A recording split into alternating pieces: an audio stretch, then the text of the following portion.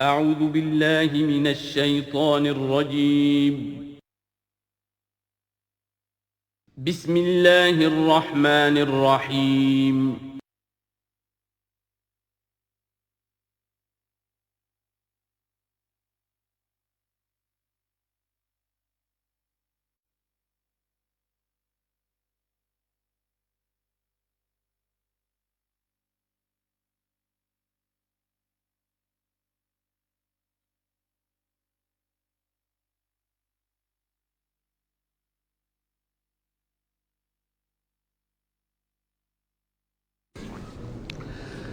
اعوذ باللہ من الشیطان الرجیم بسم اللہ الرحمن الرحیم اقرأ بسم ربک الذی خلق خلق الانسان من علق اقرأ وربک الاکرم الذی علم بالقلم علم الانسان ما لم يعلم صدق اللہ العظیم رب اشرح لی صدری ویسر لی امری واحلل عقدۃ من لسانی یفقہوا قولی۔ اس سے پہلے کئی مرتبہ یہ عرض کیا جا چکا ہے کہ حضور پر جو پہلی وحی آئی تقریباً اجماع ہے اس پر کہ وہ یہ 5 آیات ہیں سورہ علق کی۔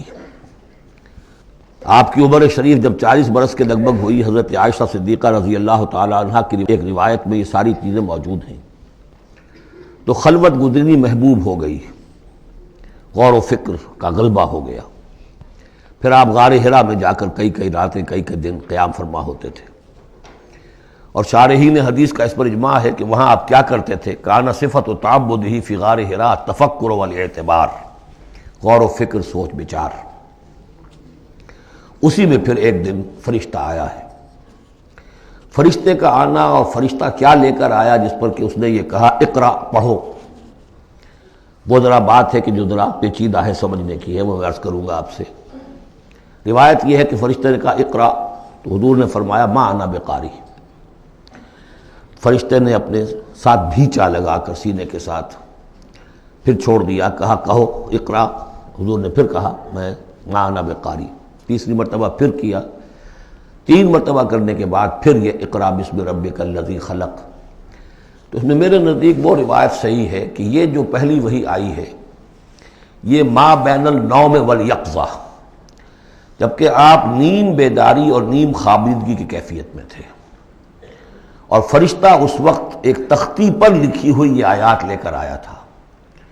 ورنہ ظاہر بات ہے کہ آدمی پڑھا ہوا نہ ہو تب بھی اسی کی اپنی زبان میں کہا جا رہا ہو کہ یوں کہو، تو وہ تو کہنا مشکل نہیں تھا۔ 40 برس کی عمر تھی آپ کی، کوئی آپ بچے تو نہیں تھے، کوئی شے تھی کہ جس کو پڑھنا تھا۔ وہ جو پڑھنا ہے تو وہ اصل میں یہ اس عالم میں کہ جس کو آپ کہیں گے ما بین النوم والیقظہ، بیداری اور خواب کے بین کی کوئی کیفیت تھی جس میں کہ فرشتہ آیا ہے اور اپنی اصل ملکی شکل میں آیا ہے۔ اس لیے کہ پھر اس نے جب وہ بھی کوئی چیز لکھی ہوئی لایا ہے، روایتوں میں آتا ہے سونے کی تختی تھی جس پر یہ آیات لکھی ہوئی تھی، تو اس پر آپ نے کہا ما انا بقاری، میں تو پڑھا ہوا نہیں ہوں۔ اب بات اس کے ساتھ مطابقت رکھتی ہوئی ہے، لیکن پھر جو سینے کے ساتھ بھینچا ہے 3 مرتبہ، تو اس سے گویا کہ آپ کے اندر وہ استعداد پیدا ہو گئی، پھر آپ نے اس کو پڑھا۔ اور یہ میں یاد دلاتا ہوں کہ میں نے جب کہا تھا کہ جب دوسری وحی فترت کے بعد آئی ہے سورہ مدثر کی، تو حضور نے جب دیکھا تھا کہ اب یہ افق اعلیٰ پر یا افق مبین پر حضرت جبرائیل نظر آئے، کیسے پہچان لیا؟ وہی فرشتہ جو غار حرا میں آیا تھا، تو وہاں بھی وہ اپنی اصل ملکی شکل میں تھے، لیکن وہاں جو رؤیت حضور کو حاصل ہوئی تھی وہ پوری بیداری کی حالت کی نہیں تھی، ما بین النوم والیقظہ، یعنی کچھ نیم خوابی اور نیم بیداری کی کیفیت تھی، لیکن دیکھ لیا تھا حضرت جبرائیل کو ان کی اصل ملکی شکل میں اس وقت۔ لہذا پھر جب وہ پہاڑ سے اترتے ہوئے یا محمد کی صدا آئی، اور پھر آپ نے 2 مرتبہ تو ادھر ادھر دیکھا، کوئی نظر نہیں آیا، تو آپ کو کچھ خوف سا بھی طاری ہوا۔ پھر اچانک نگاہ اٹھی تو دیکھا کہ وہی فرشتہ کہ وہی کہ جو غار حرا میں آیا تھا، اس طرح ہے کہ آسمان زمین کے مابین افق پر، اور اس طرح سے کہ پورا افق بھر گیا۔ تو یہ ہے اس کا پس منظر۔ اقرا بسم ربک الذی خلق، پڑھو اپنے اس رب کے نام سے جس نے پیدا کیا۔ خلق الانسان من علق، انسان کو پیدا کیا اس نے اس جون کی طرح کی چیز سے کہ جو رحم مادر میں چمٹ گئی تھی۔ اقرا وربک الاکرم، پڑھو اور تمہارا رب بہت کریم ہے، بہت کریم ہے، بہت مہربان ہے۔ الذی علم بالقلم، جس نے کہ تعلیم دی ہے قلم کے ساتھ۔ عام انسانی تعلیم قلم کے ذریعے سے ہے، حضور کے لیے قلم کے درجے میں فرشتہ ہے، فرشتے کے ذریعے سے حضور کو سکھایا گیا ہے۔ علم الانسان ما لم یعلم، اور انسان کو سکھایا ہے جو کچھ کہ وہ نہیں جانتا تھا۔ اس وحی سے آپ کی نبوت کا ظہور ہو گیا۔ نبی تو پیدائشی طور پر نبی ہوتا ہے، لیکن اس کا ظہور ہوا ہے اس وحی کے ساتھ۔ البتہ اس میں کوئی تبلیغ کا حکم نہیں ہے، وہ تو پھر جب وہ وحی آئی ہے، جب کہ فرشتے کو دیکھا ہے افق اعلیٰ پر، افق مبین پر، اس کے بعد جب گھر گئے ہیں اور پھر آپ کمبل اوڑھ کر لیٹ گئے ہیں، دہشت کی کیفیت طاری تھی، پھر وہ سورہ مدثر کی آیات نازل ہوئیں، یا ایھا المدثر قم فانذر وربک فکبر۔ وہاں سے پھر آپ کی رسالت کا آغاز ہوا کہ اے لحاف میں لپٹ کر لیٹنے والے، اب کھڑے ہو جاؤ، انذار کرو، خبردار کرو لوگوں کو، اور اپنے رب کی کبریائی کا اعلان کرو اور اس کی کبریائی کے نفاذ کی جد و جہد کرو۔ یہ ہم پڑھ چکے ہیں سورہ مدثر میں۔ اس کے بعد میں نے عرض کیا تھا سورہ مدثر ہی میں 7 آیتوں میں حضور سے خطاب کے بعد پھر 3 آیتیں تھیں۔ فَإِذَا نُقِرَ فِي النَّاقُورِ فَذَلِكَ يَوْمَئِذٍ يَوْمٌ عَسِيرٌ عَلَى الْكَافِرِينَ غَيْرُ يَسِيرٌ۔ یہاں پھر دیکھیے، یہاں اب 3 آیتیں آ رہی ہیں، یہ آخرت کا فلسفہ بیان کر رہی ہیں۔ کَلَّا إِنَّ الْإِنسَانَ لَيَطْغَىٰ، کوئی نہیں، انسان طغیانی پر، سرکشی پر، زیادتی پر، ظلم پر، تعدی پر آمادہ ہو ہی جاتا ہے۔ کیوں ہو جاتا ہے؟ وہی حساس اور ذہین آدمی جو بیٹھا غور کر رہا ہے کہ یہ کیا ہو رہا ہے معاشرے میں، کیوں ظلم ہو رہا ہے، کیوں تعدی ہو رہی ہے، کیوں غلط روی لوگوں نے اختیار کی ہے، ہو جاتا ہے انسان۔ کیوں ہو جاتا ہے؟ الراہ استغنا، وہ اپنے آپ کو دیکھتا ہے کہ اس پر پکڑ کوئی نہیں، انگارہ زبان پر رکھوں گا تو جل جائے گی، جھوٹ بولوں گا کچھ بھی نہیں ہوگا، اگر میں کہیں زہر کھاؤں گا مر جاؤں گا، حرام کا مال کھاؤں گا کچھ نہیں ہوگا۔ کہ یہ دنیا جو ہے یہ فزیکل لاز پر چل رہی ہے، یہاں مورل لاز جو ہے آپریٹو نہیں ہے۔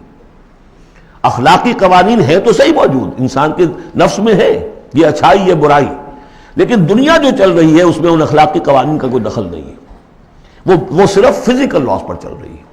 آگ جلا دے گی اور جھوٹ سے کچھ بھی نہیں ہوگا، چھالا بھی نہیں ہوگا، اور آپ نے اگر کہیں پر سنکھیا کھا لیا تو مر جائیں گے، اور آپ حرام خوری جتنی جائے کرتے جائیں کچھ نہیں ہوگا۔ یہ جو ہے کہ moral law is not operative, جبکہ فزیکل لا آپریٹو ہے، اس وجہ سے انسان جو ہے سرکشی پر، تعدی پر آمادہ ہو جاتا ہے۔ اب اس کا علاج کیا ہے؟ ان الی ربک الرجعی، یہ عقیدہ کہ تمہیں اپنے رب کی طرف لوٹ کر جانا ہے، حساب کتاب ہوگا، جواب دہی ہوگی، یہ یقین اگر دل میں بیٹھ جائے تو سیلف سینسر ہو جائے گا اس کے اپنے اندر، کوئی کام ایسا نہ کروں جس کی جواب دہی نہ کر سکوں، جانا ہے۔ گویا کہ حل جو ہے اس پورے معاملے کا، کسی معاشرے میں اخلاقی زوال آ چکا ہو تو صرف ایک ہے، اور وہ ہے آخرت کا یقین اگر ہوگا کہ ہر چیز کی جواب دہی ہوگی، حساب کتاب ہوگا۔ جس نے کوئی ذرے کے ہم بدل نیکی کمائی ہوگی وہ اس کو موجود پائے گا، اور ذرے کے ہم وزن بدی کمائی ہوگی، فَمَنْ يَعْمَلْ مِثْقَالَ ذَرَّةٍ خَيْرًا يَرَهُ وَمَنْ يَعْمَلْ مِثْقَالَ ذَرَّةٍ شَرًّا يَرَهُ۔ جب تک یہ نہیں ہوگا، واقعہ یہ ہے کہ انسان جو ہے ظلم، تعدی، جہاں کہیں بھی ہاتھ پڑ سکتا ہے، کوئی نہ کوئی غلط حرکت کرے گا۔ اب اس کے بعد تیسرا حصہ وہاں تھا ولید بن مغیرہ سے متعلق، اور یہاں تیسرا حصہ جو ہے وہ متعلق ہے ابو جہل کے۔ ارایت الذی ینہا، کیا تم نے دیکھا اس شخص کو کہ جو روکتا ہے، عبدا اذا صلی، ہمارے ایک بندے کو جبکہ وہ نماز پڑھتا ہے۔ یہ کچھ ظلم اور زیادتی ہوئی ہے 2 مختلف مراحل پر۔ 2 واقعات تو ہمیں ایسے ملتے ہیں کہ حضور کو نماز سے روکا گیا اور آپ کو ایذا پہنچائی گئی اور کوئی غیر معمولی واقعہ نہیں ہوا۔ ایک مرتبہ حضور صلی اللہ علیہ وسلم سجدے میں تھے تو بیٹھے ہوئے تھے دور پہ کچھ وہ ابو جہل اور اس کے ساتھی، انہوں نے کہا کہ کوئی ہے ذرا جو فلاں جگہ پر اونٹ ذبح ہوا، اس کی اوجڑی پڑی ہوئی ہے، وہ اوجڑی لا کے محمد کی گردن پہ رکھ دو جب یہ سجدے میں جائے۔ تو حضور سجدے میں گئے تو وہ اوجڑی لا کے، اونٹ کی اوجڑی بری ہوئی وہ لا کے رکھ دی، تو آپ سر نہیں اٹھا پا رہے تھے۔ پھر حضرت فاطمہ کو معلوم ہوا ہے، وہ آئی ہیں دوڑتی ہوئی، پھر انہوں نے وہاں سے اس کو ہٹایا ہے، اور تو اس وقت ایک زیادتی یہ کی گئی، اس وقت کوئی غیر معمولی واقعہ نہیں ہوا، یعنی کہیں اللہ تعالیٰ نے پکڑا نہیں اسے۔ ایک موقع پر یہ ہے کہ حضور نماز پڑھ رہے تھے تو وہ آیا، اس نے آپ کی گردن کے اندر چادر ڈال کر اس کا ایک پھندا سا بنا کے کھینچا کہ آپ کی آنکھیں ابل پڑی۔ لیکن تیسرا واقعہ آتا ہے کہ ایک موقع پر حضور صلی اللہ علیہ وسلم نماز پڑھ رہے تھے تو اس نے ڈانٹا اور کہا کہ محمد میں نے تمہیں منع کیا مت نماز یہاں پڑھا کیا کرو، اور وہ پھر آگے بڑھا کوئی اقدام کرنے کے لیے پھر پیچھے ہٹ گیا۔ لوگوں نے کہا کیا ہوا؟ تو کہا کہ مجھے اپنے اور محمد کے درمیان ایک کھائی نظر آئی جس میں کوئی پروں والی مخلوق تھی اور وہ میری تکہ بوٹی کرنے کو تیار تھی. اس سے خوف کھا کر وہ پیچھے ہٹ گیا. تو مجھے جہاں تک محسوس ہوتا ہے وہ یہ ہے کہ جب تک تو حضور کو ابو طالب کی پروٹیکشن حاصل تھی اس وقت تک کا معاملہ تو پہلے دو واقعات ہیں. لیکن پھر جب آپ آئے ہیں اور طائف سے واپس آئے ہیں اور اللہ تعالیٰ کی طرف سے خصوصی پروٹیکشن آپ کو ملی ہے، اس کے بعد کا واقعہ وہ ہے کہ جس کا کہ یہاں تذکرہ ہو رہا ہے. ارأیت الذی ینہا، کیا تم نے دیکھا اس شخص کو جو روکتا ہے، عبدن ہمارے ایک بندے کو، اذا صلی جبکہ وہ نماز پڑھتا ہے. ارأیت ان کان علی الہدی، کیا تم نے غور کیا اگر وہ شخص ہوتا ہدایت پر، یہی ابو جہل ہدایت کے راستے پر کاربند ہوتا. او ہمارا بالتقوی، یہ ہمت والا آدمی ہے، جرت والا آدمی ہے، بخیل نہیں تھا. اس نے یہی کہا تھا کہ بنی ہاشم نے اگر لوگوں کو، غریبوں کو کھانے کھلائے، ہم نے ان سے بڑھ کر کھلائے. ابھی تک تو ہم کندھے سے کندھا ملا کر آ رہے. وہ بخیل نہیں تھا. پھر جری تھا، بہادر تھا، میدان جنگ میں گیا ہے، لیڈ کیا ہے لشکر کو اپنے. اور جب گردن کاٹنے لگے تھے تو کہتا تھا نیچے سے کاٹنا تاکہ نیزے کے اوپر چڑھاؤ گے تو معلوم ہو کہ اونچی گردن ہے کسی سردار کی گردن ہے. تو یہ چیزیں اس کے اندر تھیں، مرد میدان تھا. لیکن یہ ہے کہ وہ جو صدق بالحسنی والے معاملے پہ آ کے مار کھا گئے. لیکن یہ کہ اگر یہی شخص ایمان لے آیا ہوتا، ہدایت پر ہوتا، تقویٰ کی تعلیم دیتا، تو آپ سمجھیے پھر کیا ہوتا. گویا کہ ایک اور عمر فاروق مل گیا ہوتا اس امت کو. بالکل ان کی شخصیتوں کے اندر بڑا پیرلل انداز ہے. حضرت عمر بھی لڑنے بھڑنے والے آدمی، کشتیاں کرنے والے آدمی، ادھر سے جا رہے ہیں اس کو دھکا دے رہے ہیں، اس مزاج کے آدمی تھے. لیکن یہ کہ بہرحال ان میں وہ شیر موجود تھی کہ بخل نہیں اور بزدلی نہیں. ان دو چیزوں کے بعد جو ہے پھر یہ کہ تصدیق بالحسنی کے لیے اللہ تعالیٰ نے ایک راستہ کھول دیا ان کے لیے. تو ان کے وہ عمر فاروق بن گئے. اس لیے کہ دعا کی تھی محمد رسول اللہ نے. ارأیت ان کذب وتولی، کیا تم نے سوچا کہ اس نے جو جھٹلایا ہے اور منہ موڑ لیا ہے، الم یعلم بان اللہ یری، کیا یہ جانتا نہیں کہ اللہ دیکھ رہا ہے. کلا لئن لم ینتہ، ہرگز نہیں اگر یہ باز نہ آیا، لنسفعا بالناصیہ، ہم گھسیٹیں گے اس کی چوٹی کے بال پکڑ کر. ناصیۃ کاذبۃ خاطیہ، یہ پیشانی کہ جو خطا کار ہے، جھوٹی ہے. فلیدعو نادیہ، تو بلا لے وہ اپنی پارٹی کے لوگوں کو، بلا لے اپنی مجلس کے لوگوں کو، ہم نشینوں کو. سندعو الزبانیہ، ہم بلا لیں گے جہنم کے فرشتوں کو. کلا لا تطعہ واسجد واقترب، اے نبی آپ اس کی بات نہ مانیے، آپ سجدہ کیجئے اور اللہ سے قریب ہو جائیے. بسم اللہ الرحمن الرحیم. انا انزلناہ فی لیلۃ القدر، یہ دیکھیے ربط بڑا عمدہ چلا آ رہا ہے. پہلی وحی کے فوراً بعد ہم نے اتارا ہے اس کو لیلۃ القدر میں. وما ادراک ما لیلۃ القدر، کیا تم جانتے ہو کیا ہے لیلۃ القدر. لیلۃ القدر خیر من الف شہر، وہ لیلۃ القدر 100 مہینوں سے بہتر ہے. تنزل الملائکۃ والروح، وہاں ہم پڑھ چکے ہیں تفصیل سے کہ یہ اینول بجٹ سیشن ہے اللہ تعالیٰ کا اس دنیا کے نظام کے لیے. ہر سال میں جو کچھ ہونا ہوتا ہے اس کے فیصلے ہو جاتے ہیں. فیہا یفرق کل امر حکیم، اس شب میں سب فیصلے ہو جاتے ہیں اگلے سال کیا کچھ ہونا ہے، اور وہ فرشتوں کے حوالے کر دیے جاتے ہیں. ایشو ہو گئے آرڈر، اب ان کی ہے امپلیمنٹیشن. یدبر الامر من السماء الى الارض ثم یعرج الیہ، فرشتے جو ہیں امپلیمنٹ کرتے ہیں ان احکام کو اور پھر وہ رپورٹیں جو ہے واپس پہنچتی ہیں. تو اسی رات میں قرآن مجید کے نزول کا آغاز ہوا. تنزل الملائکۃ والروح فیہا باذن ربہم، اس رات میں اترتے ہیں فرشتے بھی، اور الروح روح الامین، روح القدس، وہ کہ چونکہ ان کا ذکر عام طور پہ علیحدہ اس لیے کیا جاتا ہے جو اب 2 دفعہ پڑھ چکے ہیں. علمہ شدید القویٰ ذو مرۃ فاستویٰ، تو ان کی خاص شان ہے فرشتوں میں، یہ مطاع ہیں، مطاع ثم امین، ان کے سردار کی حیثیت رکھتے ہیں.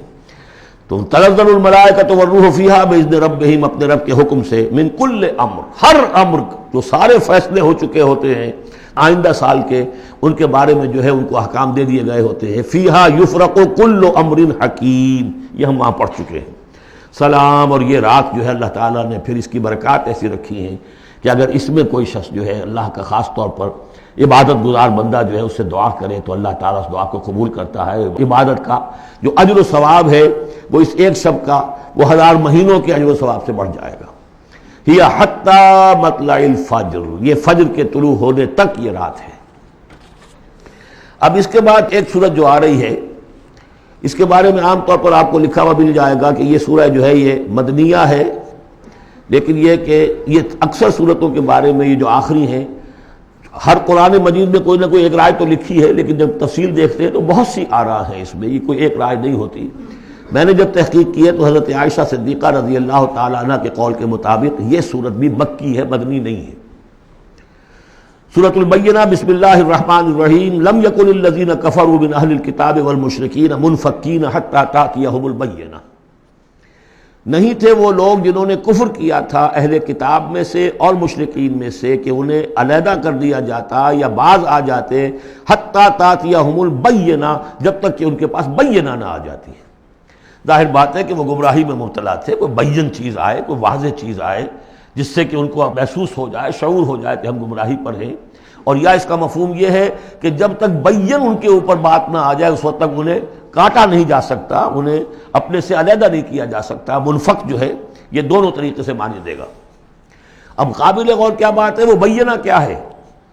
رسول من اللہ یتلو صحفا مطہرۃ فیہا کتب قیمہ، ایک رسول اللہ کی جانب سے جو تلاوت کرتے ہیں پاکیزہ اوراق کی، اور وہ فیہا، ان اوراق میں کیا ہے؟ بڑی مضبوط کتابیں لکھی ہوئی ہیں، احکام ہیں اللہ کے۔ کتاب کا لفظ خاص طور پر میں بتاتا آیا ہوں آپ کو کہ یہ احکام شریعت کے لیے آتا ہے۔ فیہا کتب قیمہ، یہ ہے وہ چیز کہ جب اللہ کا رسول اللہ کی کتاب لے کر آ جائے تو یہ بینہ اب ہو گئی، اب بات واضح ہو گئی، اب کسی شک و شبے کی گنجائش نہیں رہی۔ یہی سورہ طلاق میں ہم نے پڑھا تھا ذکرہ، قد انزلنا الیکم ذکرا رسولا یتلو علیکم آیاتہ، تو یہ جو ہے رسول جب تلاوت کرتا ہے، گویا کہ رسول اور کتاب مل کر بینہ بنے، اللہ کی کتاب اس کا معلم رسول مل کر بینہ بنے۔ اس اعتبار سے بینہ اور ذکرہ کی جو تعبیر ہوئی ہے اور اس کی ڈیفینیشن جو ہوئی ہے سورہ بینہ میں اور سورہ طلاق میں، وہ بہت اہم ہے۔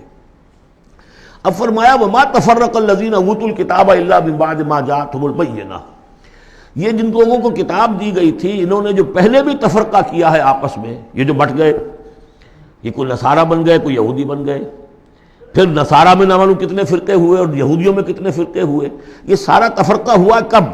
الا من بعد ما جاءتهم البینہ، مگر یہ کہ ان کے پاس بینہ آ چکی تھی، گویا کہ اس کے اب جرم کی وہ پورے طور پر اس کی سزا کے سزاوار ہو چکے۔ وما امروا، یہ آیت اس اعتبار سے بہت اہم ہے کہ دین کا پھر وہی خلاصہ جو ہم نے پڑھا تھا بہت ہی شد و بد کے ساتھ سورہ زمر میں، وہ پھر آ گیا۔ وما امروا الا لیعبدوا اللہ مخلصین لہ الدین حنفاء، اور انہیں حکم نہیں ہوا تھا مگر اس بات کا کہ بندگی کریں، پرستش کریں اللہ کی، لیکن اس کے لیے اپنی اطاعت کو خالص کرتے ہوئے۔ یہ نہیں کہ نماز تو اللہ کی پڑھ رہے ہیں لیکن یہ کہ اور کام اپنے نفس کی مرضی کے مطابق کر رہے ہیں، وہاں اللہ کے حکم کو ٹھکرا دیا ہے۔ کاروبار جو کر رہے ہیں وہ اور طریقوں سے کر رہے ہیں جو حرام ہے، تو یہ تو پھر بندگی نہ ہوئی۔ یہ تو وہ بات ہو گئی افتؤمنون ببعض الکتاب وتکفرون ببعض، کیا تم ہماری کتاب اور شریعت کے ایک حصے کو مانتے اور ایک کو رد کر دیتے ہو؟ فما جزاء من یفعل ذلک منکم الا خزی فی الحیاۃ الدنیا، تو جو کوئی بھی تم میں سے یہ رویہ اختیار کرے گا اس کی کوئی سزا اس کے سوا نہیں ہے کہ دنیا میں ذلیل و خوار کر دیے جائیں، ویوم القیامۃ یردون الی اشد العذاب، اور قیامت کے دن بدترین عذاب میں جھونک دیے جائیں۔ دنیا کی رسوائی تو آج ہمارے ماتھے پر لکھی ہوئی ہے۔ 1.5 ارب انسان، 1.25 ارب تو کم سے کم ہے، 120-130 کروڑ سے کم نہیں آج مسلمان، عزت نام کی کوئی شے نہیں۔ عالمی معاملات میں وی ہیو نو سے، کسنمی پرست کے بھیا کس تھی، ہماری پالیسیاں کہیں اور بنتی ہیں، کہیں اور سے ہمارے بجٹ کے لیے انسٹرکشن کہیں اور سے آتی ہیں، اور تو اور بات ہے۔ تو وما امروا الا لیعبدوا اللہ مخلصین لہ الدین حنفاء، یکسو ہو کر پوری زندگی اللہ کے قانون کے تحت ہوگی تو پھر عبادت قبول ہوگی، ورنہ یہ جو ہے کہ کچھ اللہ کو دو اور کچھ قیصر والا قیصر کو دو، خدا والا خدا کو دو، یہ اسلام میں قابل قبول نہیں۔ اب اس کے بعد فرمایا وَيُقِيمُ الصَّلَاةَ وَيُؤْتُوا الزَّكَاةَ، اس کے علاوہ وہ نماز قائم کریں، زکوٰۃ ادا کریں۔ بندگی اور شے ہو گئی، نماز اور زکوٰۃ علیحدہ شے ہو گئی۔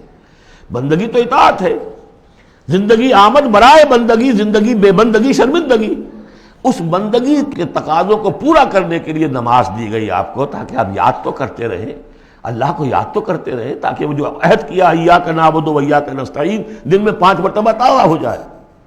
اس کو حفیظ نے کہا ہے کہ سرکشی نے کر دیے دھندلے نقوش بندگی، آؤ سجدے میں گریں، لوح جبین تازہ کریں۔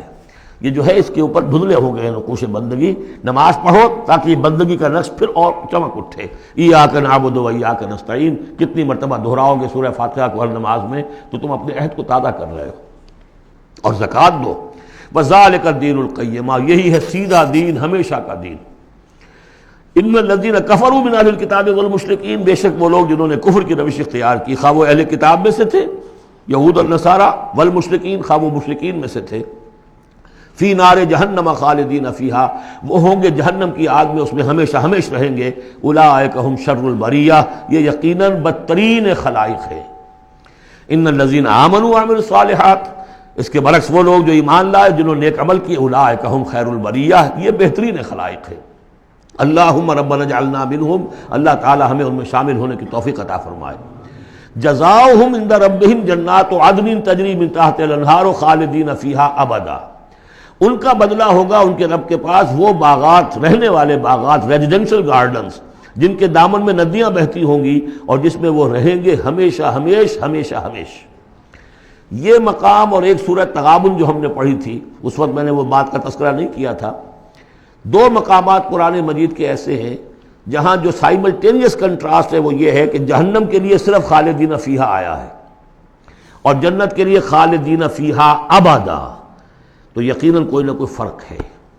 ویسے جہنم کے لیے بھی قرآن میں دوسرے مقامات پر ابدا بھی آیا ہے اور پھر سارا کچھ، لیکن جہاں کنٹراسٹ آ جائے جو فوری ہو تو یہ جو سائملٹینیس کنٹراسٹ کے حوالے سے چنانچہ اسی بنیاد پر امت کے دو بڑی عظیم شخصیتوں کی رائے یہ ہے کہ جہنم ابدی نہیں ہے، ایک وقت میں آ کے کھوکھلی ہو جائے گی، ختم ہو جائے گی. یا تو وہ جہنمی وہ ہوں گے کہ جن میں خیر کا سرے سے کوئی ایلیمنٹ ہی نہیں، انہیں جلا کر راکھ کر دیا جائے گا، معدوم ہو جائیں گے جیسے حیوانات معدوم ہو جائیں گے.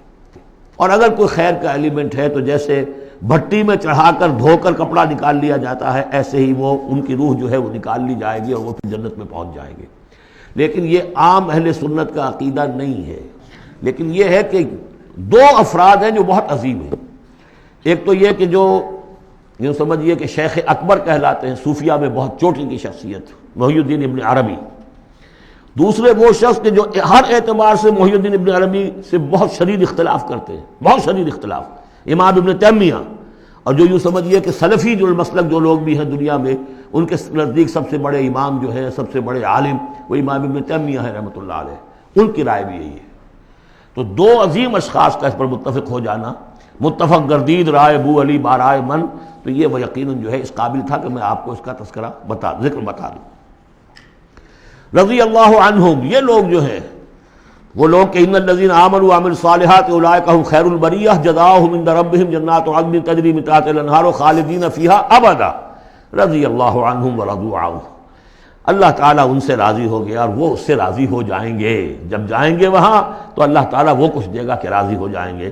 ذالک لمن خشی ربہ یہ ان کے لیے ہے جو اپنے رب سے ڈرتے رہے. اللہم ربنا اجعلنا منہم اللہم ربنا اجعلنا منہم. سورۃ الزلزال اس کے بارے میں بھی اختلاف ہے کہ یہ مکی ہے یا مدنی ہے. میرے نزدیک مکی ہے 100%. اور اس کے بارے میں ایک روایت یہ آئی ہے کہ حضور نے فرمایا ہے کہ یہ ایک سورت جو ہے 1000 آیات کے ہم وزن ہے اپنی فضیلت کے اعتبار سے. بسم اللہ الرحمن الرحیم. اذا زلزلت الارض زلزالها جب زمین ہلائی جائے گی جیسے کہ ہلائی جائے گی، یعنی تم اس وقت اندازہ نہیں کر سکتے کیسے ہلائی جائے گی. اسی کا نقشہ کھینچا گیا ہے سورہ حج کے شروع میں. یا ایھا الناس اتقوا ربکم ان زلزلۃ الساعۃ شیء عظیم. اس قیامت کا زلزلہ بہت بڑی شے ہوگا. یوم ترونھا تذہل کل مرضعۃ عما ارضعت وتضع کل ذات حمل حملها وترى الناس سکارى وما هم بسکارى ولكن عذاب اللہ شدید. تو اذا زلزلت الارض زلزالها واخرجت الارض اثقالها اور زمین اپنے سارے بوجھ نکال کر پھینک دے گی. انسان دفن ہوں گے، چاہے دفن ہو چاہے کہیں سمندر میں غرق ہوئے ہوں، آخر ان کے اجزاء کہاں گئے؟ اسی زمین میں ہے. سمندر کی تہہ میں بھی تو زمین ہی ہے. کیا ہے؟ اسی زمین میں یہیں سے نکلے تھے ان کے جسم. منہا خلقناکم وفیہا نعیدکم ومنہا نخرجکم تارۃ اخری. وہ اپنے بوجھ نکال کے فارغ ہو جائے گی. وقال الانسان ما لہا انسان کہے گا اسے کیا ہوا، یہ کیا حالات ہو گئے، کیا صورت بنی ہے. یومئذ تحدث اخبارہا اس دن یہ زمین اپنی خبریں سنائے گی بھی کہ یہ حضرت انسان میری پیٹھ پر سوار ہو کر کیا حرکتیں کرتا رہا ہے، اس کی خبر بھی دے گی۔ جیسے کہ فرمایا گیا سورہ حامیم سجدہ میں، ہمارے اپنے ہاتھ ہمارے خلاف گواہی دیں گے، ہمارے اپنے پاؤں ہمارے خلاف گواہی دیں گے، ہماری اپنی جلدیں اور کھالیں ہمارے خلاف گواہی دیں گی، اور ہم کہیں گے گھبرا کر کہ لما شہدتم علینا، تم نے ہمارے خلاف کیوں گواہی دی، تم تو ہمارے عضو ہو۔ اور وہ کہیں گے انطقنا اللہ الذی انطق کل شیء، آج ہمیں بھی اللہ نے زبان دے دی جس نے سب کو زبان دی تھی۔ تو یہ زمین بھی اپنے احوال سنائے گی، بِأَنَّ رَبَّكَ أَوْحَىٰ لَهَا، یہ اس لیے کہ اس کے رب نے اسے حکم دیا ہوگا، اس کی وحی اسے آ گئی ہوگی۔ یومئذ یصدر الناس اشتاتا، یہ اشتاتا وہی لفظ آ گیا، شتا، ان سعیکم لشتا، تم اگرچہ انسان ہو، سبھی نظر آ رہے ہو انسان، لیکن یہ کہ تمہاری سعی و جہد کے رخ بالکل مختلف ہے۔ فاما من آتا واتقى وصدق بالحسنى فسنيسره لليسرى واما من بخل واستغنى وكذب بالحسنى فسنيسره للعسرى۔ یہاں فرمایا وہ چیز اب وہاں ظاہر ہو جائے گی، یومئذ یصدر الناس اشتاتا، لوگ علیحدہ علیحدہ ہو جائیں گے، لیروا اعمالهم، تاکہ انہیں ان کے اعمال دکھا دیے جائیں۔ یہ اعمال نامہ ہے، کوئی ایک ہی بٹن دبے گا کسی اس بڑے جائنٹ کمپیوٹر کا جو اللہ نے رکھا ہوا ہے اپنے ہاں، وہ آپ کی پوری فلم اور آپ کا ایک ایک لفظ جو ہے موجود ہے۔ فَمَن يَعْمَلْ مِثْقَالَ ذَرَّةٍ خَيْرًا يَرَهُ، تو جس کسی نے ذرے کے ہم وزن بھی کوئی نیکی کمائی ہوگی وہ اسے اپنے سامنے موجود پائے گا۔ وَمَن يَعْمَلْ مِثْقَالَ ذَرَّةٍ شَرًّا يَرَهُ، اور جس کسی نے نیکی بدی کی ہوگی ذرے کے ہم وزن وہ سامنے۔ اب ذرہ کسے کہتے تھے عربی زبان میں؟ آپ نے شاید کبھی دیکھا ہو کہ یہ چیونٹیاں ہوتی ہیں، ان چیونٹیوں کے بھی انڈے ہوتے ہیں، ان انڈوں سے جو بچہ نکلتا ہے وہ ذر کہلاتا ہے۔ اب ظاہر بات ہے کہ ہر زبان کے اندر کسی شے کے لیے، چھوٹی چیز، حقیر چیز کے لیے ان کی اپنے آبزرویشن سے وہ چیز لی جاتی ہے۔ جیسے میں نے آپ فتیلہ، کہ کھجور کی ناف میں جو لگا ہوا ہوتا ہے چھوٹا سا ایک تاگا سا، وہ فتیلہ ہے۔ نقیرہ وہ کیا ہے؟ تل۔ تو جو چیزیں بھی ان کے ہاں تھی مطلب چھوٹا، ذرے سے مراد ہے کہ سب سے چھوٹی شے۔ فَمَن يَعْمَلْ مِثْقَالَ ذَرَّةٍ شَرًّا يَرَهُ، اس کا لفظ ہم دیکھ چکے ہیں سورہ کہف میں، جب وہ اعمال نامہ رکھا جائے گا، وَوُضِعَ الْكِتَابُ فَتَرَى الْمُجْرِمِينَ مُشْفِقِينَ مِمَّا فِيهِ وَيَقُولُونَ يَا وَيْلَتَنَا مَا لِهَذَا الْكِتَابِ لَا يُغَادِرُ صَغِيرَةً وَلَا كَبِيرَةً إِلَّا أَحْصَاهَا وَوَجَدُوا مَا عَمِلُوا حَاضِرًا، جو کیا ہوگا موجود ہوگا۔ یہ چار صورتیں جو زلزال سے شروع ہوئی ہیں یہ ایک مزاج کی ہیں، اس میں وہی آخرت کا انذار بہت ہی یعنی بالکل جس کو کہا جائے کہ یعنی دو ٹوک انداز میں۔ سورۃ العادیات، بسم اللہ الرحمن الرحیم، والعادیات ضبحا فالموریات قدحا فالمغیرات صبحا فاثرن به نقعا فوسطن به جمعا۔ یہ پانچویں اور آخری صورت ہے اس اسلوب کی جو صافات سے شروع ہوا تھا، والصافات صفا فالزاجرات زجرا، پھر آئی والذاریات ذروا، اور پھر اس کے بعد آئی والمرسلات عرفا، پھر آئی والنازعات غرقا، اور یہ آخری ہے والعادیات ضبحا۔ اور ان قسموں کے بارے میں بھی اجماع ہے، ان کے معنی میں کوئی اختلاف نہیں ہے۔ وہ گھوڑے کے جو دوڑتے ہیں ہانپتے ہوئے، قسم ہے ان گھوڑوں کی، یا گواہ ہیں وہ گھوڑے جو دوڑتے ہیں ہانپتے ہوئے۔ فالموریات قدحا، پھر وہ اپنے سموں سے چنگاریاں نکال رہے ہوتے ہیں، جب وہ کسی پتھر کے ساتھ ٹکراتے ہیں تو چنگاری نکلتی ہے۔ فالموریات قدحا فالمغیرات صبحا، اور پھر وہ الصبح in the small hours of the morning جا کر غارت گری کرتے ہیں۔ یہ عربوں کا جو کلچر تھا، ان کی جو تہذیب تھی، لوٹ مار، اور لوٹ مار کے لیے ان کا وقت مقرر تھا small hours of the morning, جبکہ بہت سکون سے لوگ سوئے ہوئے ہیں، ٹھنڈی ٹھنڈی ہوا چل رہی ہوتی ہے، بہت ہی مریض کو ساری رات بھی اگر نیند نہ آئی ہو تو اس وقت آ جاتی ہے، وہ وقت ایسا ہوتا ہے۔ اس میں جاتے تھے وہ برق رفتاری کے ساتھ گھوڑوں پر جا کر لوٹ مار کیا، قتل کیا، اور پھر بھاگے وہاں سے۔ یہ ان کا عام جو ہے کلچر ہے، لیکن اس میں استعمال کون ہو رہا ہے؟ گھوڑا۔ اچھا، یہ گھوڑا جو ہے پھر ان کی جنگوں میں بھی استعمال ہوتا تھا، جبکہ آمنے سامنے جنگیں ہیں، وہ جنگوں کے اندر جاتا تھا، حالانکہ اس کی تو کسی سے لڑائی نہیں ہے، وہ صرف اپنے مالک کی وفاداری کر رہا ہے، جو اسے کچھ کھلا دیتا ہے، کوئی دانہ ڈالتا ہے، کوئی کبھی اس کے جو ہے وہ مالش کر دیتا ہے، اس کا اتنا وفادار ہے کہ فرمایا فالمغیرات صبحا فاثرن به نقعا، اور پھر جا کر وہ گرد اٹھاتا ہوا دوڑ کر جاتا ہے، فوسطن به جمعا، اور جمعیت کے اندر گھس جاتا ہے۔ آپ کو معلوم پچھلی زمانے میں کیا ہوتا تھا، لے کر نیزہ اور یا کوئی اور شے جو ہے وہ سوار گھوڑے کو لے کر دوڑا ہے، کس میں؟ دشمن کے اندر صفوں میں گھس رہا ہے، اور تیر آ رہا ہے، گھوڑا مر رہا ہے، ہوتا ہے، تلوار لگی ہے، گھوڑا مر گیا ہے، تو گھوڑا یہ رزق کیوں لے رہا ہے؟ یہ ہے اصل میں اس صورت کی جو اصل مرکزی بات ہے، محض یہ بات، انسان جو اس کا مالک ہے اس کا خالق نہیں ہے، صرف یہ ہے کہ اسے دانہ ڈالتا ہے، اسے گھر پہ باندھتا ہے، اس کی سیوا کرتا ہے۔ اس صرف دانہ دینے اور سیوا کرنے پر اس کے اندر اتنی وفاداری ہے کہ وہ اپنے مالک کی ذرا سی ایڑ کی تھوڑی سی اس کا اشارہ ہوتا ہے اور ہوا کی طرح بات کرتا ہے، جہاں اس کو حکم ہوتا ہے وہ دوڑتا ہے، اپنی جان جوخم میں ڈالتا ہے۔ اب فرمایا ان الانسان لربہ لکنود، لیکن یہ انسان اپنے رب کا بڑا ناشکرا ہے۔ وہ جو کھلاتا ہے، پلاتا ہے، رزق دیتا ہے، جو خالق ہے، یہ وفاداری اللہ کے لیے انسان میں نہیں۔ کتے کی وفاداریاں دیکھو، گھوڑوں کی وفاداریاں دیکھو، ان میں کتنی وفاداری ہوتی ہے۔ والعادیات ضبحا فالموریات قدحا فالمغیرات صبحا فاثرن بہ نقعا فوسطن بہ جمعا ان الانسان لربہ لکنود۔ کنٹراسٹ، ایک اس کا طرز عمل ہے، ایک اس انسان کا طرز عمل ہے۔ وَإِنَّهُ عَلَىٰ ذَلِكَ لَشَهِيدٌ بَلِ الْإِنسَانُ عَلَىٰ نَفْسِهِ بَصِيرًا، سورہ قیامہ میں جو ہم نے پڑھا ہے اسے خود بھی معلوم ہے کہ میں ناشکری کر رہا ہوں۔ وَإِنَّهُ لِحُبِّ الْخَيْرِ لَشَدِيدٌ، لیکن یہ مال اور دولت کی محبت میں بہت شدید ہو جاتا ہے، مال اور محبت کی دولت کی وجہ سے حرام حلال کی تمیز ہٹا دیتا ہے، حالانکہ اس کا نفس ملامت کرتا ہے۔ لا اقسم بیوم القیامہ ولا اقسم بالنفس اللوامہ، وہ اللہ تعالیٰ کی نشانیوں میں سے ایک نشانی ہے انسان کے اپنے اندر۔ افلا یعلم اذا بعثر ما فی القبور، تو کیا اسے یہ معلوم نہیں ہے کہ جب زمین میں جو کچھ ہے، قبروں میں جو کچھ ہے، تلپٹ کر دیا جائے گا، انہیں نکال لیا جائے گا، وحصل ما فی الصدور، اور جو کچھ ان کی سینوں میں چھپا ہوا ہے وہ بھی نکال لیا جائے گا۔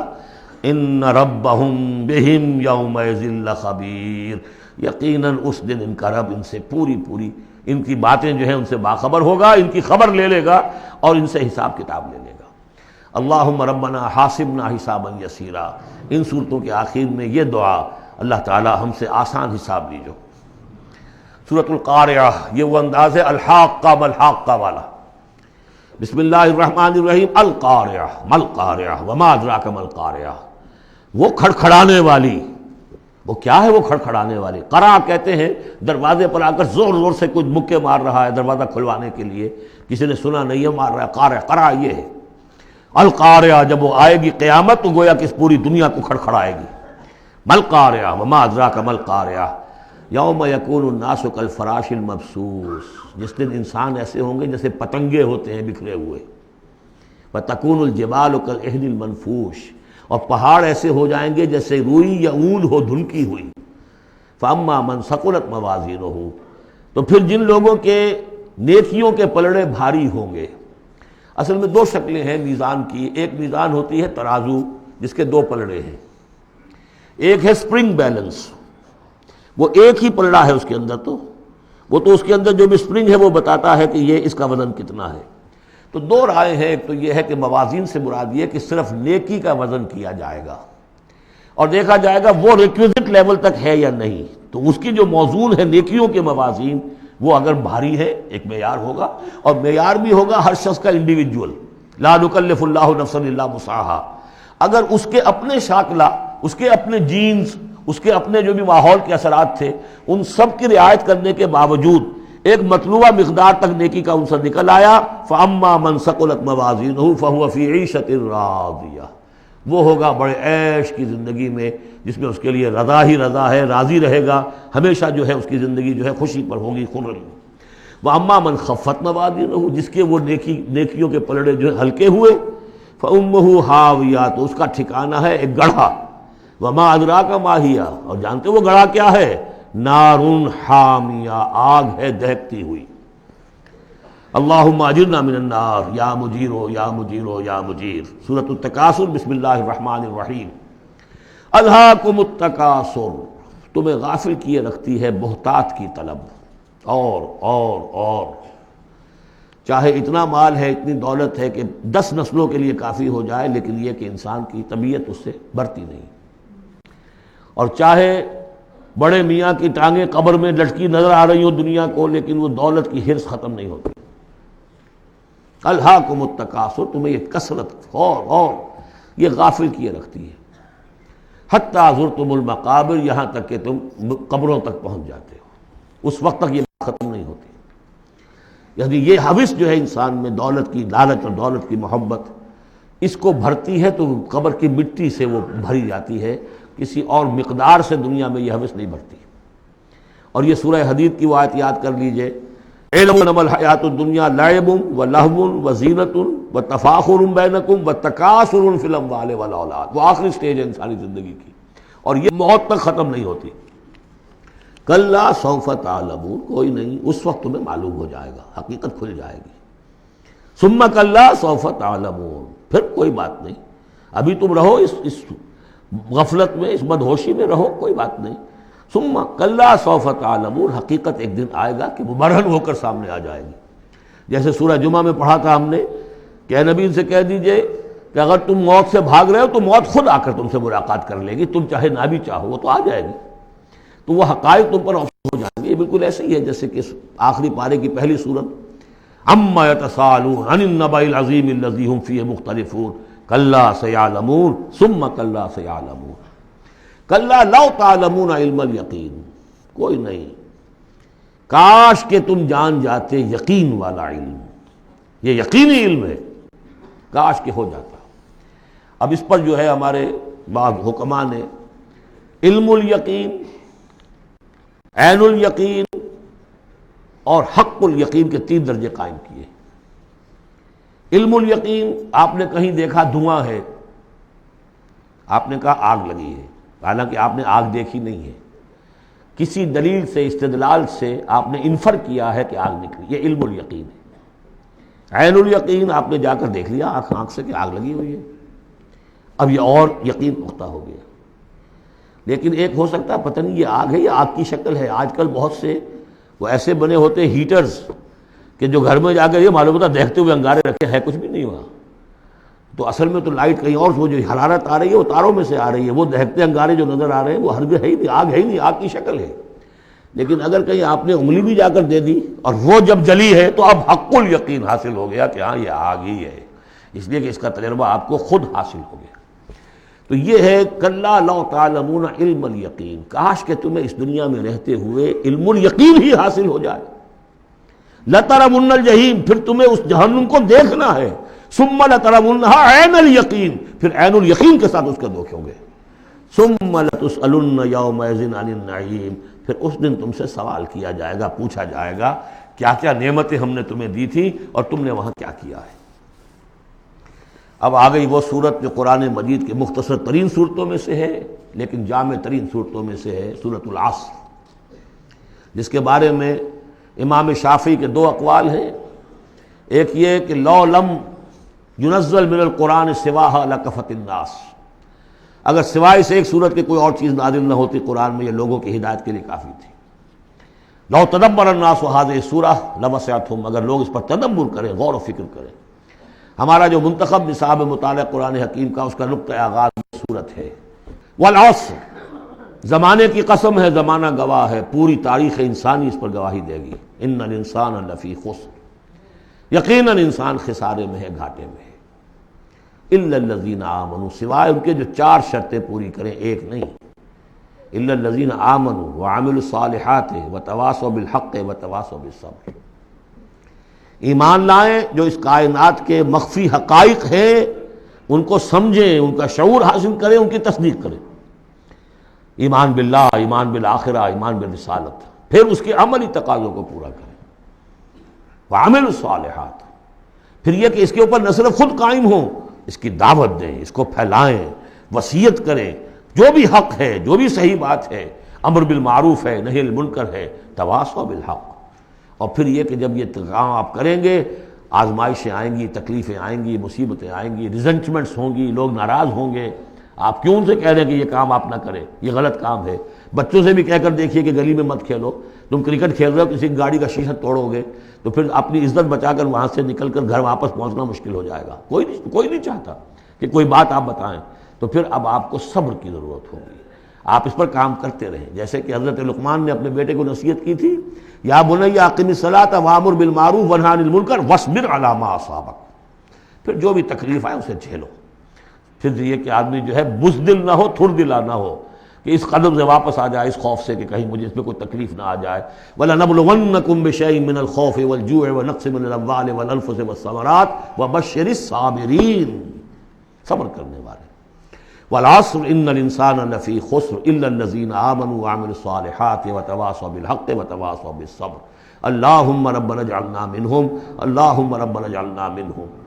جو اس راستے پر نہیں چلتے ان کا کردار کی ایک جھلک دکھائی جا رہی ہے۔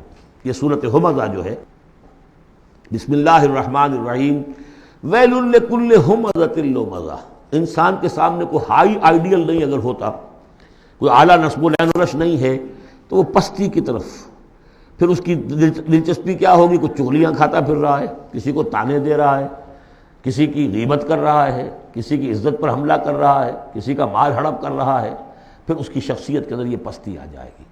وہی جس پستی کو دیکھ کر ایک حساس انسان مایوس ہو جاتا ہے کہ انسان میں خیر کوئی ہے ہی نہیں، یہ تو گویا کہ گندگی کی ایک پوٹ ہے۔ کسی سے پوچھ لیجئے، کوئی کہے گا سیکس، اور سیکس اتنا کہ باپ اگر بیٹی کو محبت بھری نگاہ سے دیکھ رہا ہے تو وہ بھی سیکس ہے، ماں اگر بیٹے کے جسم پر کوئی شفقت سے ہاتھ پھیرے تو وہ بھی سیکس ہے، یہاں تک پہنچا گیا۔ تو یہ کہ انسان کے اندر کوئی اعلیٰ جذبہ، کوئی اعلیٰ فکر ہے ہی نہیں، کسی کوئی بتایا ہمیں؟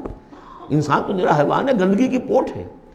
کوئی شخص جو ہے بڑا اونچا واز کہہ رہا ہے اور کوئی زیر لب مسکرا رہا ہوگا کہ یہ واز جو فرما رہے ہیں اپنا روب گاٹھنا چاہ رہے ہیں، یہ کوئی ان کی اور کوئی غرض ہوگی، کوئی شاید کوئی نذرانہ ملنا ہو انہیں جس کے لیے واز فرما رہے ہیں۔ واز تو بڑا عمدہ ہے، لیکن انسان جانتا ہے کہ بڑے گھٹیا انسان کے بالعموم جو موٹیوز ہیں انتہائی گھٹیا ہوتے ہیں، جس سے کہ انسان کی یعنی فطرت سے انسان جو ہے مایوس ہو جاتا ہے کہ شاید انسان میں کوئی خیر ہے ہی نہیں۔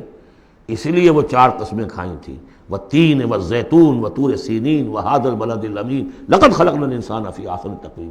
کیا محمد انسان نہیں تھے؟ کیا موسیٰ انسان نہیں تھے؟ کیا عیسیٰ انسان نہیں تھے؟ کیا نوح انسان نہیں تھے؟ انسانی عظمت کے اوپر اتنی بڑی بڑی گواہیاں موجود ہیں، لیکن جب پستی پر آتا ہے تو واقع ہے کہ اس سے پست کوئی نہیں۔ پھر اسفل سافلین، جتنا کینہ انسان میں پیدا ہو جاتا ہے اونٹ کے اندر نہیں ہے، جتنی شہوت انسان میں پیدا ہو جاتی ہے سور میں نہیں ہے اتنی۔ یہ ساری چیزیں جو ہیں، نقالی جتنی انسان کرتا ہے اتنا آپ کسی بندر میں نہیں دیکھیں گے نقالی کرتے ہوئے، اور جتنا یوں سمجھیے کہ انسان کے اندر خونخواری پیدا ہو جاتی ہے، بھیڑیوں کو مار دے جاتا ہے انسان۔ جو کچھ ہوتا ہے جب نیشنلزم کا بھوت سوار ہوتا ہے سر پر، بچوں کو، چھوٹے چھوٹے بچوں کو اچھال کر بلموں میں اور نیزوں کے اندر کون پروتے رہے؟ انسان پروتے رہے۔ سن 47 میں پروئے گئے کہ نہیں؟ وہ انسان تھے، بھیڑیے سے زیادہ کوئی بھیڑیا ایسا کام نہیں کرے گا۔ ویل لکل ہمزۃ لمزہ، بڑی خرابی ہے اس شخص کے لیے کہ جو عیب چنتا رہتا ہے لوگوں کے اور تانے دیتا رہتا ہے۔ الذی جمع مالا وعددہ، جس کی ساری سعی و جہد اسی میں رہی، مال کمایا اور اسے گنتا رہا، اب میرے ایسٹس اتنے ہو گئے، آج کی بیلنس شیٹ اس سال کی جو ہے اس میں یہ اضافے ہو گئے۔ یحسب ان مالہ اخلدہ، کچھ گمان یہ کرتا ہے شاید کہ اس کا مال اسے ہمیشہ باقی رکھے گا۔ ظاہر بات ہے آدمی جانتا ہے مجھے مرنا ہے، لیکن اسی مال کو صرف کر کے وہ کوئی ایسے نشانات دنیا میں چھوڑ کے جانا چاہتا ہے کہ جس سے اس کا نام زندہ رہے۔ پیرامڈز کیوں بنائے گئے؟ calm and self-possessed, still and resolute. The pyramids، یہ اہرام مصر اتنے اونچے اونچے، ہزارہا انسان اس پہ لگے رہے ہوں گے تب یہ بنے ہوں گے، کتنی بڑی بڑی چٹانیں، کتنے لوگ ان کے نیچے دب کر مرے ہوں گے۔ Pyramids echo unto eternity, the defiant cry of man's will to survive and conquer the storms of time۔ تو مال سے انسان نے اپنے نام کو زندہ رکھنے کی کوشش کی ہے۔ کلا، ہرگز نہیں، لَيُنبَذَنَّ فِي الْحُطَمَةِ، یہ جھونک دیا جائے گا حطمہ میں۔ وَمَا أَدْرَاكَ مَا الْحُطَمَةُ، اور تم جانتے ہو کہ وہ کیا ہے؟ حطمہ کیا ہے؟ نار اللہ الموقدہ، وہ آگ ہے سلگائی ہوئی، التی تطلع علی الافئدہ، جو دلوں کے اوپر بھڑکے گی۔ اب یہ آگ کون سی ہوگی؟ ایک تو ہمارے زمانے میں ایک صاحب تھے، اگرچہ وہ کوئی عالم دین تو نہیں تھے، انگریزوں کی فوج میں رہے تھے تو کچھ انہوں نے چیزیں پڑھی تھیں، وہ اس حطمہ کو ایٹم سے تعبیر کرتے ہیں، اور ایٹم کا جو ہوتی ہے، جو آپ کو معلوم ہے کہ پھر اس سے جو پھیلتی ہے، اس کی چاہے وہ براہ راست آگ نہیں ہوتی، وہ اس کا فال آؤٹ جو ہے وہ یقیناً جو ہے کہ جو چیر کے انسان کے وجود کو چلا جاتا ہے اندر۔ یہ چیزیں ہیں، کون کون سی آگیں ہیں؟ آپ سمجھیے ایک آگ تو وہ ہے لکڑی سے ہم نے جلائی ہے، وہ جلاتی ہے تو اس کو جلاتی ہے، ایک آگ وہ ہے جو انفرا ریڈ ریز ہے یا الٹرا وائلٹ ریز ہے یا کوئی اور ریز ہے، یہ کھال کو کچھ نہیں کہتی، اندر جا کے جس آپ جسم کے جس حصے کو چاہتے ہیں اسے حرارت پہنچاتی ہے۔ وہ آگ جو ہے نار اللہ الموقدہ التی تطلع علی الافئدہ، دلوں پر جا کر وہ روشن ہوگی، انہا علیہ موصدہ، پھر وہ ان پر بند کر دی جائے گی تاکہ ساری حرارت انہی کے اوپر رہے، فی عمد ممددہ، بڑے اونچے اونچے لمبے ستونوں میں۔ اب جو 10 صورتیں رہ گئی ہیں ان میں سے اکثر کا تعلق سیرت النبی سے ہے صلی اللہ علیہ وسلم، اور اس میں سب سے پہلے جو ہے عرب کا وہ جو ماحول اس وقت کا تھا جس میں اپنے حضور پیدا ہوئے ہیں، آپ کی ولادت باسعادت ہوئی ہے، اور اس کے کچھ واقعات کی طرف اور ان کا جو معاشی اس وقت کا معاملہ تھا خاص طور پر قریش کا، اس کی طرف اشارہ ہے۔ حضور کی ولادت ہوئی ہے عام الفیل میں، جس سال کہ آیا تھا ابرہہ یمن سے فوج لے کر، اور وہ بیت اللہ کو گرانا چاہتا تھا۔ اس کا ایک لمبا تاریخی پس منظر ہے، عیسائی تھا وہ، اس نے کلیسا بنایا تھا، وہ چاہتا تھا جیسے لوگ جو ہے آتے ہیں بیت اللہ میں حج کرنے کے لیے ہجوم ہوتا ہے، ایسے ہی یہاں کلیسا میں آئے، وہاں کوئی آیا نہیں، بلکہ کوئی عرب نے جا کر شرارت بھی کی، وہیں جا کر وہ رفع حاجت کرایا اندر۔ اس پر جو غصہ اسے چڑھا، اس نے کہا کہ اب ان کا جو ہے یہ بیت اللہ میں ڈھاؤں گا۔ وہ فوج لے کر آیا ہے جس میں ہاتھی بھی تھے، اسی لیے وہ اصحاب الفیل کہلاتے ہیں۔ لیکن اللہ تعالیٰ نے اپنے اس گھر کی حفاظت فرمائی معجزانہ طریق پر، چھوٹے چھوٹے پرندے بھیجے ہیں جو سمندر کی طرف سے غول کے غول آئے، اور ان کے چونچوں میں اور ان کے پنجوں میں چھوٹے چھوٹے کنکر تھے، لیکن وہ کنکر جب وہ اوپر سے آ رہا ہے تو وہ گولی کا کام کرتا ہے، اس کی جو ویلوسٹی ہے اور مومنٹم جو بنتا ہے اس کا اوپر سے گرنے کی وجہ سے، تو اس نے گولیوں کا کام کیا اور پوری فوج جو ہے تہس نہس ہو گئی۔ الم تر کیف فعل ربک باصحاب الفیل، کیا تم نے دیکھا نہیں کیا حشر کیا تمہارے رب نے ان ہاتھی والوں کا؟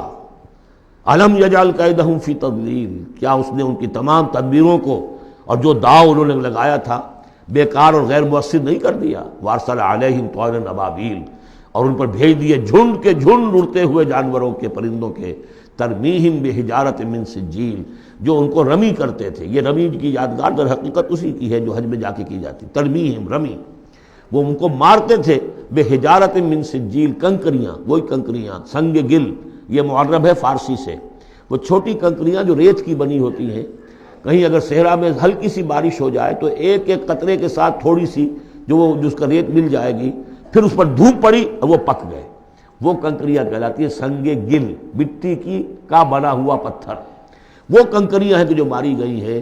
فجعلہم کعصف ماکول، پھر انہوں نے کر دیا انہیں ایسا جیسے کہ بھس جو کہ کھایا گیا ہو، جانوروں کے آگے آپ نے چارہ ڈالا وہ کھا لیا، پھر کوئی جو کچھ پڑا رہ جاتا ہے ادھر ادھر، اس طرح کا کر دیا، ان کا نام و نشان مٹا دیا۔ اور یہ سن ہے جس میں کہ حضور کی پیدائش ہوئی ہے۔ بعض لوگوں کا بعض روایات سے معلوم ہوتا ہے کہ 50 دن بعد، اور بعض کا کہنا یہ کہ نہیں عین اسی دن ولادت ہوئی ہے حضور کی صلی اللہ علیہ وسلم۔ تو یہ ایک اہم واقعہ تھا سیرت النبی کے، گویا کہ آپ کے عین ولادت سے گویا کہ جو متصل ہے۔ سورۃ قریش، بسم اللہ الرحمن الرحیم، لإلاف قریش إیلافہم رحلۃ الشتاء والصیف فلیعبدوا رب ھذا البیت الذی اطعمہم من جوع وآمنہم من خوف۔ قریش کو مانوس رکھنے کے لیے اللہ نے ان کے دلوں میں محبت ڈال دی، رحلۃ الشتاء والصیف، سفر کی سردیوں میں بھی اور گرمی میں بھی۔ اس میں اشارہ ہو رہا ہے کہ جو ایسٹ ویسٹ ٹریڈ میں قریش کو مونوپولی حاصل ہو گئی تھی۔ پہلے یہ ٹریڈ قوم سبا کے ہاتھ میں تھی، جبکہ عروج کا دور تھا یمن کا، تو ہوتا یہ تھا کہ ہندوستان سے اور جاوا اور ملایا اور سماٹرا، بورنیو اور چین سے سارا جو سامان تجارت آتا تھا وہ یمن کے ساحل پر، کیونکہ نہر سویس تو تھی نہیں۔ اب ایک طرف وہ ہے فار ایسٹ، ایک طرف ہے یورپ، اور یورپ کو اور فار ایسٹ کو ملانے والے کوئی آبنائے نہیں ہے، پانی، اور وہ راستہ جو ہے round the Cape of Good Hope, وہ تو 1498 میں واسکو ڈی گاما نے تلاش کیا ہے، گویا کہ حضور کی بعثت کے بعد 800 برس بعد۔ اس وقت کیا شکل تھی کہ سارا یورپ کا سامان تجارت آیا تھا فلسطین کے ساحل پر، شام کے ساحل پر، اور یہاں سے سارا مال آ کر اترتا تھا یہ یمن کے ساحل پر۔ تو کچھ عرصے پہلے تک تو کوئی 150-200 برس پہلے تک حضور سے یہ ساری تجارت یمنیوں کے ہاتھ میں تھی. یمنی قافلے لے کر چلتے تھے, یہاں سے اس مال کو لے گئے وہ وہاں تک شام تک, پھر وہاں سے مال لے آئے, اور یہ ایک طرح سے گویا کہ ایسٹ اینڈ ویسٹ جو ٹریڈ تھی اس میں انہیں کی پوزیشن حاصل تھی. پھر جب سیل العرم آیا ہے, ان پر سیلاب آیا ہے, وہ تباہ و برباد ہو گئے, تو پھر یہی ایسٹ ویسٹ ٹریڈ جو ہے یہ قریش کے ہاتھ میں آ گئی. اور ان کو خاص طور پر پروٹیکشن یہ حاصل تھی کہ چونکہ یہ خانہ کعبہ کے متولی تھے اور وہاں تمام قبیلوں کے بت رکھے ہوئے تھے, گویا کہ سب کے خدا ہاسٹیج تھے ان کے پاس, لہذا ان کے قافلے پر کوئی حملہ نہیں کر سکتا تھا, کسی اور کا قافلہ بچ کے جا نہیں سکتا. اس قافلے کو لوٹتے تھے بدو, اور اس کو جو ہے کوئی حفاظت نہیں ہوتی تھی. لیکن قریش کا قافلہ بدو دور رہتے تھے کہ یہ تو خانہ کعبہ کے متولی ہیں, اور اگر ہم نے ان کا قافلہ لوٹا یہ ہمارا بت اٹھا کے پھینک دیں گے باہر وہ خانہ کعبہ سے. اس لیے انہیں اس خانہ کعبہ کی وجہ سے وہ پوزیشن حاصل ہوئی کہ انہیں تونگری اور دولت مندی حاصل ہو گئی. اور پھر یہ ایسا کرتے تھے, سردیوں کے زمانے میں یہ اپنا چکر لگاتے تھے یمن کا, اور گرمیوں کے زمانے میں جاتے تھے شام کی طرف, فلسطین کی طرف, چونکہ وہ گرم علاقہ ہے تو وہ سردیوں میں, اور یہ چونکہ زیادہ ٹھنڈا علاقہ تھا وہ گرمیوں میں. لإلاف قریش, اس واسطے کے مانوس رکھا قریش کو, الافہم رحلۃ الشتاء والصیف, ان کے دلوں میں وہ الاف سے مراد کیا ہے کہ سفر جو ہے ان کا جاڑے کا اور گرمی کا, اس سے ان کو گویا کہ مانوس کر دیا. فَلْيَعْبُدُوا رَبَّ هَٰذَا الْبَيْتِ, پس انہیں بندگی کرنی چاہیے, پرستش کرنی چاہیے اس گھر کے مالک کی, اس گھر کے رب کی. انہوں نے یہاں لا کے 360 بت رکھ دیے ہیں. انہیں چاہیے تھا کہ خلوص اور اخلاص کے ساتھ جو اس گھر کا اصل مالک ہے, جس کی توحید کے لیے یہ مرکز بنایا تھا ابراہیم نے, ان کے جد امجد نے, اور کہا تھا کہ ربنا لیقیموا الصلاۃ, تیری نماز قائم کرنے کے لیے میں نے یہ گھر بنایا ہے, تو اس کو انہوں نے جو ہے اس کو بت قدا بنا دیا. دنیا کے بت قدوں میں پہلا وہ گھر خدا کا, ہم اس کے پاس ماں ہیں, وہ پاس ماں ہمارا. تو کرنا یہ چاہیے تھا الذی اطعمہم من جوع, جس نے کہ انہیں طعام پہنچایا اور بھوک سے نجات دی, انہیں غذا دی, انہیں دولت دی. وآمنہم من خوف, اور ان کو امن دے دیا ہے خوف سے کہ ان کے قافلوں کے اوپر کسی حملے کا خوف اور اندیشہ نہیں ہوتا. عرب میں جو بھی اخلاقی اب معاملہ ہو چکا تھا اس وقت جب کہ حضور کی بعثت ہوئی ہے, اس کا نقشہ اب آ رہا ہے سورۃ الماعون میں. یعنی یہ کہ ایسا نہیں تھا کہ سرے سے ان کے ہاں کوئی ویلیوز رہی نہ ہوں, لیکن یہ کہ تلپٹ ہو جاتی ہیں ویلیوز, اور یہ کہ کچھ چیزیں ہوتی ہیں کہ جن کی حقیقت نہیں رہتی, صرف ان کی رسم رہ جاتی ہے. جیسے آج ہمارا حال ہے, رہ گئی رسم اذاں روح بلالی نہ رہی, فلسفہ رہ گیا تلقین غزالی نہ رہی. تو ان کے ہاں بھی یہ آ چکا تھا کہ اب وہ چونکہ جزا و سزا کے تصور سے محروم ہو چکے تھے, لہذا ارأیت الذی یکذب بالدین, کیا تم نے دیکھا اس شخص کو جو جزا و سزا کا انکاری ہے؟ کوئی جزا سزا نہیں, کوئی باعث بعد الموت نہیں. ان ہی الا حیاتنا دنیا نموت و نحیا وما یہلکنا الا الدار, اس دنیا کی زندگی کے سوا کوئی زندگی نہیں, ہم خود مرتے ہیں خود جیتے ہیں, اور ہلاک کرنے والی شے گردش افلاک کے سوا اور کوئی نہیں, ہم کوئی خدا کو نہیں مانتے. ایسے لوگ بھی تھے ان میں. ظاہر بات ہے کہ اس شخص کا کردار کیسا ہو جائے گا جو جزا و سزا کا منکر ہے. وہ تو یہی ہوگا بابر میں عیش کوش کہ عالم دوبارہ نہیں اس. جب کوئی اور زندگی دوبارہ ہے ہی نہیں, یہی زندگی ہے, کھاؤ پیو عیش کرو, جہاں ہاتھ پڑ سکتا ہو ڈالو, جو چیز حاصل کر سکتے ہو کر لو. کیوں جھجک رہے ہو کہ یہ برا ہے اور یہ اچھا ہے اور یہ جائز ہے اور یہ ناجائز ہے؟ پھر تو طریقہ یہی ہوگا. تو وہ کردار کیا بنتا ہے اگر جزا و سزا کا انکاری ہوگا انسان, تو کردار کیا بنے گا؟ فَذَلِكَ الَّذِي يَدُعُّ الْيَتِيمَ, وہی ہے کہ جو یتیم کو دھکے دیتا ہے. کیوں کھلائے یتیم کو, کون سا فائدہ ہے اسے سے؟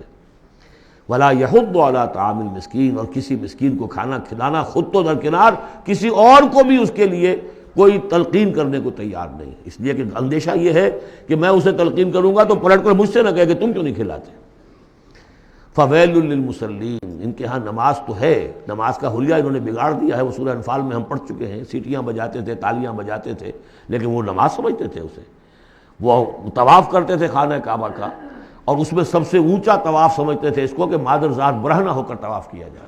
یہ سارے تکلفات ختم کر کے, اور بالکل جیسے دنیا میں آئے تھے, اللہ نے جب ہمیں بھیجا تھا تو اللہ کے گھر میں آئیں تو اسی طریقے سے آئیں جیسا کہ اللہ نے دنیا میں ہمیں بھیجا. اب ان کے یہ تصورات تھے. فَوَيْلٌ لِّلْمُصَلِّينَ الَّذِينَ هُمْ عَنْ صَلَاتِهِمْ سَاهُونَ, تو تباہی ہے, ہلاکت ہے, بربادی ہے ان نماز پڑھنے والوں کے لیے جو اپنی نمازوں سے غافل ہیں. اس کی روح ختم ہو چکی ہے, شکلیں بھی بدل دی گئی ہیں. ہمارے ہاں اللہ کا شکر ہے اس امت میں شکل نہیں بدلی ہے. صلو کما رأیتمونی اصلی, اللہ کا فضل ہے, اس طرح کی بدعات وہاں ہمارے ہاں نہیں ہے. لیکن یہ ہے کہ روح جو ہے، روح نماز، حضور قلب، آدمی نماز پڑھ رہا ہو تو احساس ہو کہ میں کس کے سامنے کھڑا ہوں، اور پھر جو کہہ رہا ہو اس کو سمجھ رہا ہو، اور خلوص و اخلاص سے کہہ رہا ہو ایاک نعبد و ایاک نستعین، پھر اس پر عمل کرتا ہو، وہ کہاں کتنے ہیں؟ ایک رسم ہے، رہ گئی رسم اذاں روح بلالی نہ رہی، فلسفہ رہ گیا تلقین غزالی نہ رہی، نماز و روزہ و قربانی و حج یہ سب باقی ہیں، تو باقی نہیں۔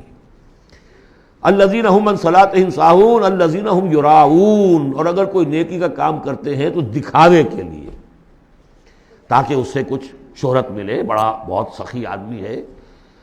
وَيَمْنَعُونَ الْمَاعُونَ، لیکن ان کی شخصیت کے اندر پستی کا عالم یہاں تک آ گیا ہے کہ عام استعمال کی چیزیں بھی مانگے تانگے نہیں دیتے۔ عرب میں بھی رواج تھا، بھئی کہیں سے کسی کے چولہے میں سے کوئی انگاری لے آؤ تاکہ ہم آگ روشن کر لیں، نمک ہے کسی سے مطلوب ہے تو اس کا کوئی جھجک نہیں ہوتی تھی، نمک دے دیا جاتا تھا، لیکن وہ لوگ ان چیزوں میں بھی آ کر شقی ہو جاتا ہے۔ سورۃ الکوثر، اس پس منظر میں محمد الرسول اللہ کا ظہور ہو رہا ہے۔ یہ تین صورتیں جو ہیں اس نے پس منظر رکھا، ایک نے تاریخی، ایک نے ان کا معاشی اور اقتصادی، ایک نے ان کی اخلاقی اور مذہبی حیثیت۔ سورۃ الفیل وہ تاریخی واقعہ جو ہے، ظاہر بات ہے بہت بڑا واقعہ، اس کا بڑا چرچا ہوا ہوگا حضور کی بعثت کے ساتھ متعلق، لیکن دوسری طرف بیت اللہ اور اس کی وجہ سے قریش کو اس کے متولی ہونے کی وجہ سے جو امن حاصل تھا اور جو انہیں اللہ کی طرف سے روزی پہنچ رہی تھی، تیسرے ان کی اخلاقی پستی جس حد کو پہنچ گئی تھی، اس میں جب ظہور ہو رہا ہے محمد الرسول اللہ کی نبوت کا، یہ سورۃ الکوثر، بسم اللہ الرحمن الرحیم، انا اعطیناک الکوثر فصل لربک وانحر ان شانئک ھو الابتر۔ اے نبی، ہم نے آپ کو خیر کثیر عطا کیا۔ اس خیر کثیر میں یوں تو یہ کہ حوض کوثر وہ بھی اسی میں شامل ہے، لیکن یہ کہ اس پر آپ کو 25-30 قول مل جائیں گے۔ قرآن سب سے بڑا خیر کثیر ہے، بہت بڑا خیر کثیر۔ حکمت، ومن یؤت الحکمت فقد اوتی خیرا کثیرا، جس کو حکمت اور دانائی دے دی گئی اس کو تو خیر کثیر دے دیا گیا۔ تو ہم نے آپ کو وہ سب کچھ عطا کر دیا ہے، اور بہتات کے ساتھ عطا کر دیا ہے، جو انسان کی انسانیت کے لیے، اس کے لیے یوں سمجھیے کہ ترہ امتیاز بن سکتا ہے۔ فصل لربک وانحر، پس اپنے رب کے لیے نماز پڑھا کیجئے اور نحر کیجئے، اونٹ قربان کیا کیجئے۔ یہ گویا کہ عید الاضحیٰ کا نقشہ آ گیا۔ فصل لربک، پہلے ہم نماز پڑھتے ہیں دوگانا عید الاضحیٰ، اور پھر جا کر ہم قربانی کرتے ہیں۔ وانحر ان شانئک ھو الابتر، یقیناً آپ کا دشمن ہی ہے کہ جو دم کٹا ہو جائے گا۔ اس کا پس منظر یہ ہے کہ جب حضور کے ایک صاحبزادے بچپنی میں فوت ہو گئے تو کچھ جو کفار تھے مکے کے، انہوں نے بڑی خوشیاں منائیں کہ ایک ہی بیٹا تھا، باقی تو ان کی بیٹیاں ہیں۔ آپ کو معلوم ہے کہ 4 بیٹیاں تھیں حضور کی صلی اللہ علیہ وسلم، لیکن یہ کہ بیٹا جو تھا وہ ایک ہی تھا، وہ اللہ نے اٹھا لیا، تو بڑے خوشیاں منائی گئیں کہ یہ تو اب دم کٹا جیسے ہوتا ہے، جس کا کوئی پیچھے نام نہ رہ جائے۔ بیٹیوں سے تو نام چلتا نہیں، نام تو چلتا ہے بیٹوں سے، تو اب ان کا تو کوئی تذکرہ ہی نہیں رہے گا، کوئی بات نہیں، جب تک یہ ہیں آگے کوئی نام لینے والا نہیں۔ تو فرمایا کہ نہیں، ان کو تو کروڑوں بیٹے اللہ عطا کرے گا، کروڑوں اربوں بیٹے عطا کرے گا۔ ہاں اے نبی، آپ کا دشمن ضرور ہے کہ جس کا نام لیوا کوئی نہیں رہے گا۔ یہ جو ہے سورۃ الکافرون، یہ گویا کہ ایک اعلان ہوتا ہے آخری کسی نبی کی طرف سے کہ جب کہ وہ اپنی دعوت پیش کر چکا ہو، اتمام حجت کر چکا ہو، ہر طرح سے بات واضح ہو چکی ہو، اور قوم اس کی نہ مان رہی ہو، تو پھر وہ اعلان برات کرتا ہے، اب میرا تم سے کوئی تعلق نہیں۔ قل یا ایھا الکافرون لا اعبد ما تعبدون، کہہ دیجئے اے نبی، اے کافروں۔ یہ انداز کبھی بھی داعیانہ نہیں ہوتا، داعی کا انداز ہوتا ہے یا ایھا الناس، اے لوگوں، اے خدا کے بندو، یا ایھا الکافر، یہ ہے گویا کہ اعلان برات اس وقت جب کہ اب وہ سیپریشن ہو رہی ہے۔ آپ دیکھیں گے لکم دینکم ولی دین، ٹھیک ہے، تم نے جو تھا اپنے لیے چن لیا، اب تمہیں مبارک ہو، میرا دین وہ ہے جس پر میں قائم ہوں۔ تو گویا کہ اب تمہارے درمیان ڈائلاگ بھی ختم ہے۔ قل یا ایھا الکافرون لا اعبد ما تعبدون، میں ہرگز پوجنے والا نہیں اس کو جنہیں تم پوجتے ہو، ولا انتم عابدون ما اعبد، نہ تم پوجنے والے اس کو جسے میں پوجتا ہوں۔ اس میں نفی ہو رہی ہے۔ وہ کہتے تھے ہم تو اللہ کو بھی پوجتے ہیں، ہاں اس کے ساتھ کچھ اور چیزوں کو بھی پوجتے ہیں، لیکن اللہ کا پوجنا اگر کسی شرک کے ساتھ ہے تو وہ نفی ہے اس کی بالکل۔ ولا انتم عابدون ما اعبد، کوئی تمہارا اپنا تصور کا اللہ ہوگا کہ خدا جو تم نے بنا رکھا جسے پوج رہے ہو، میں جسے پوج رہا ہوں اسے تم نہیں پوج رہے۔ ولا انا عابد ما عبدتم، اور نہ ہی میں ہمیشہ آئندہ بھی کبھی بھی پوجنے والا ہوں اس کا جس کی بندگی تم کر رہے ہو، ولا انتم عابدون ما اعبد، نہ تم پوجنے والے ہو اس کی جس کو میں پوج رہا ہوں، لکم دینکم ولی دین، اب میرے اور تمہارے راستے علیحدہ ہو گئے، تمہارے لیے تمہارا دین، جو طریقہ تم نے اختیار کیا ٹھیک ہے، تمہیں مبارک ہو، میرے لیے میرا دین ہے۔ بارک اللہ لی ولکم فی القرآن العظیم ونفعنی وإیاکم بالآیات والذکر